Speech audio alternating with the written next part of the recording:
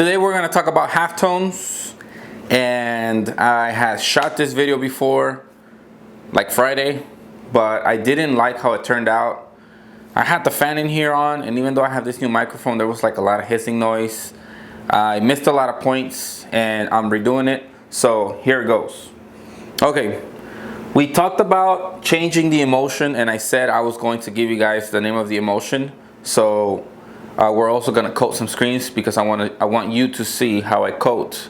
And we previously were using the UDC2, so we still have some screens left that are coated with the UDC2. And that gallon that I got last week, I got it in right before a gallon of my UDC2 was here, so I still have a fresh gallon of that, about half a gallon of the new emulsion. And as you guys can see over here, we have like 2 racks coated with the new emulsion. So let's go ahead and start coating. Let me grab the emulsion out of the fridge. Okay, so today we're going to talk about how to burn halftones, the emulsion that I use, the mesh that I use, and the LPI that I use. So for the longest time, and since I've been printing on my own, I've been using the UDC2 clear, and we still have a bunch of screens coated with the UDC2, and I also have a fresh gallon that might be my last gallon. I'm actually pretty sure it's going to be, because this new emulsion is just great. So normally with the UDC2 clear, I burn at 1 minute and 40 seconds. With this new emulsion called Chroma-Lime, I'm burning the halftones on 305s and 355s at 25 seconds. So it cuts down the time about half. And if you're used to the UDC2 because of my recommendation and you want to make the switch, if you were using like 3, 4, 5 minutes, whenever you switch or decide to switch, just make sure that you cut your time in half, and that's going to be a good start. It's always difficult for me to advise people what time they're going to use for when they're burning, because not everybody's exposure is the same. Their light bulbs might be a little bit stronger and they could burn faster. They might not be as strong and they burn slower. So it's really for you to figure that out. But with this exposure unit and this new emulsion, the Chroma-Lime, I'm using it at 25 seconds for the high mesh. Now, I believe that you're supposed to leave this just outdoor, and by that it's not in the fridge, but I like to store it in the fridge.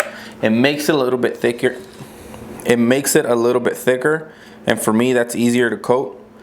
I was coating some screens last week, having it outdoor, and to be honest with you, it was way too runny and I was having a little bit of issues. So what I end up doing is I would fill up my scoop coater so that I can only coat about 5 screens at a time before I had to reload. Okay, so let me move the camera over. Okay, so this is how I coat. The scoop coater has 2 sides. One is a thicker side, the other side is a little bit thinner. I have always, since I started, been using the thinner side.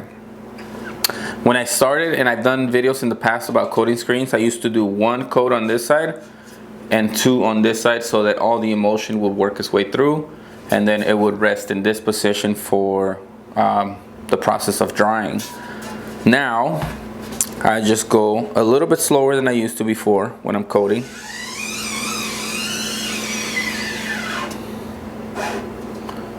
And I go 1 on one side, and then I finish on the print side, where the ink goes, I mean.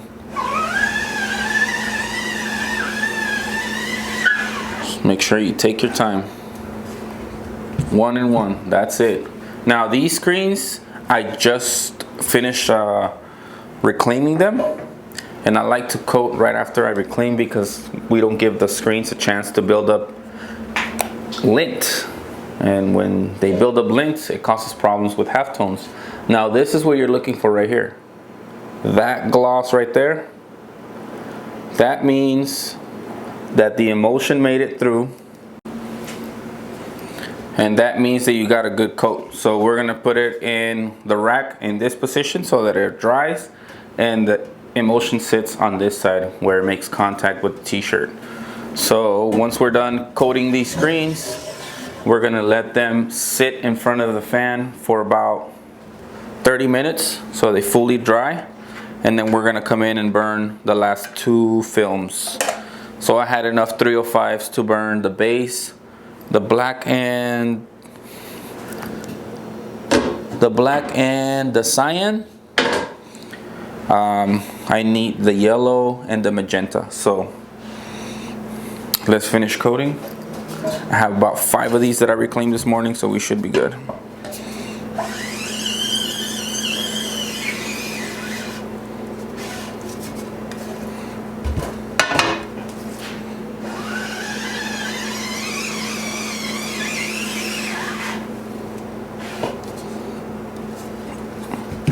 And this is a habit of mine, to just look at the screen, make sure everything got coated correctly. On higher mesh, it is possible that sometimes when you do the second coat on the backside, you don't push all the emulsion through, so you could go a second time. But anything under like 255, you really don't need to, especially if you go up slow. I know it looks a little bit fast, but I've seen people that go like crazy fast. You don't give the emulsion time to work its way through and do what it's supposed to. So this is extremely important, and I'm saying this because last week I helped out a friend burn some screens, and they provided the screens already coated with this emulsion. Now what happened is that all the screens had so much lint on it that when I was burning the halftones, the lint was caught in between the halftones and it was just all over the place. So I ended up reclaiming everything, recoating it, and then burning it for them one more time. They had a 2,000 piece run, so I didn't want them to have any issues. The order was due the same day that I burned the screens too, so thankfully by doing that they didn't have to come back and get some screens reburnt. So it's good to reclaim, wait till they dry, and then coat them right away, because otherwise you get that lint buildup and it causes problems. Some people may not think so, but I mean honestly, it's screen printing, so there's more than one way to cut the pig, my dad always says. This is how I cut mine, and it works.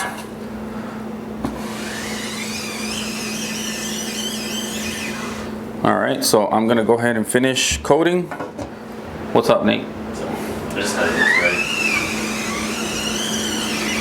And then we're gonna get into the burning part.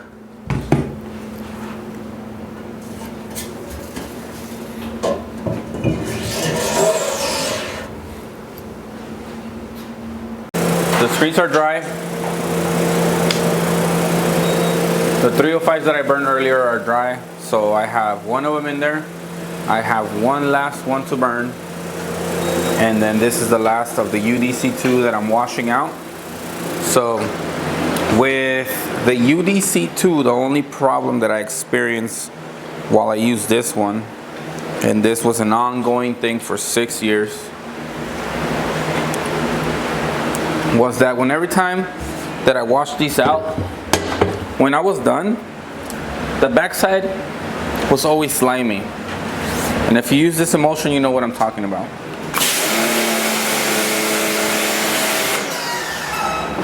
So what I would do is I would just grab my squeegee. When I was done, I would squeegee both sides just to get it to dry faster. I'll bring it out and then hit it with the compressor, so I can blow out all the running uncured emulsion. Now,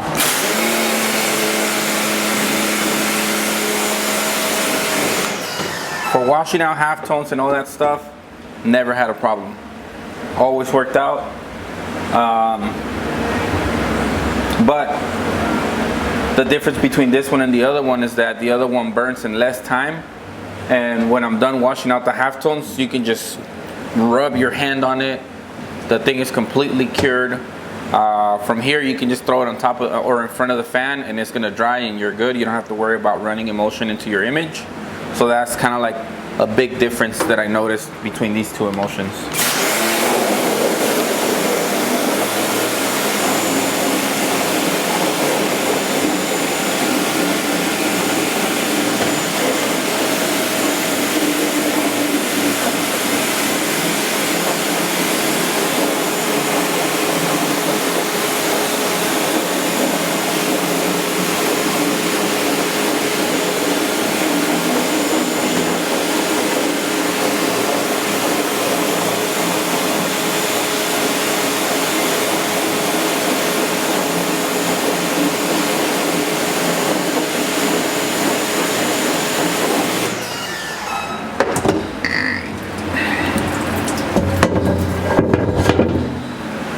I know it's difficult to see on this camera,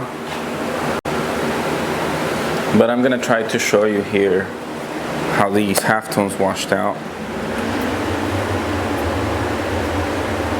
Just everything's there like it's supposed to be.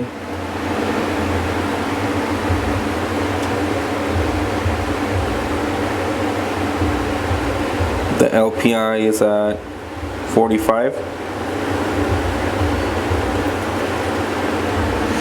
And so far I haven't had any issues. Now, I don't know why this is so difficult for people to understand that burning halftones is just like burning every other screen, but the only difference in higher mesh, like the I will say 255 and above, is that it is absolutely essential for you to wash the screen, and as soon as it dries, you coat it. You don't want any lint stuck in there. You don't want anything stuck in there, so that when you coat it and then you go burn it, you have that blocking halftones, and then you try to go and print it, and then it doesn't look right, and you're trying to like rub it out with water while you're on press, and you're having all kinds of issues when you could have just solved it by coating your screens right away. So one last quick wash of this one real quick.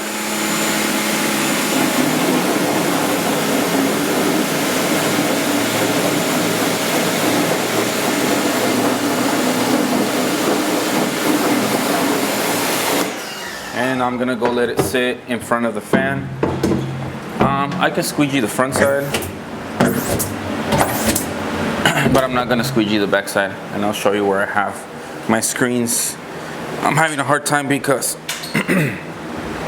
I'm having a hard time moving the camera because I have it on a tripod.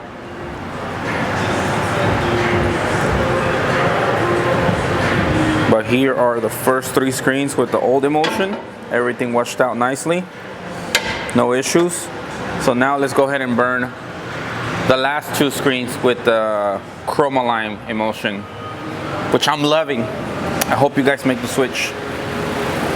All right, let me set up my tripod here. I'll go get that screen and then I'll come back, wash that out for you guys. Okay, here we go. Chroma-Lime, 25 seconds. Let's get it.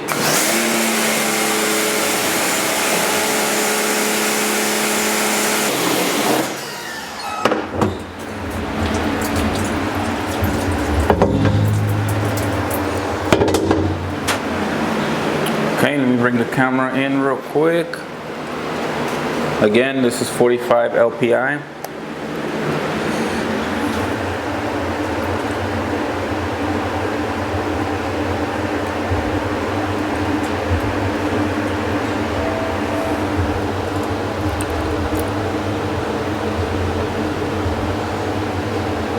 All the halftones washed out. If we would have had some lint in this halftones, I would have been pissed, because that's just gonna disturb. It's gonna disturb the image. We don't want that. Sure don't. Okay, so just so you guys have a clear understanding of what's going on here, we are burning halftones with a 45 LPI, which means that the dots are a certain size. The LPI, the lower it is, the bigger the dots, which means that if you're having issues washing out your halftones on, let's say, 230s or 255s, that means your LPI is too high. You probably have it at 50 or 55, so you might want to lower it. You can still get away with having a lot of detail even if you put it down at 40, and you could even burn your halftones on a 175, possibly a 160. I don't go that low for halftones, but you could if you're having issues.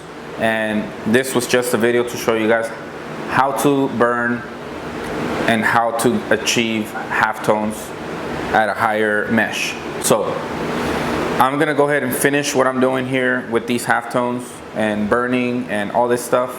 If you have any questions about learning how to, maybe I missed the detail here in the halftones video for you guys, and if I did, go ahead and feel free to comment below and I'll be as fast as I can to answer it. Hope you guys learned something. Please subscribe, like this video, dislike it if you didn't, comment below.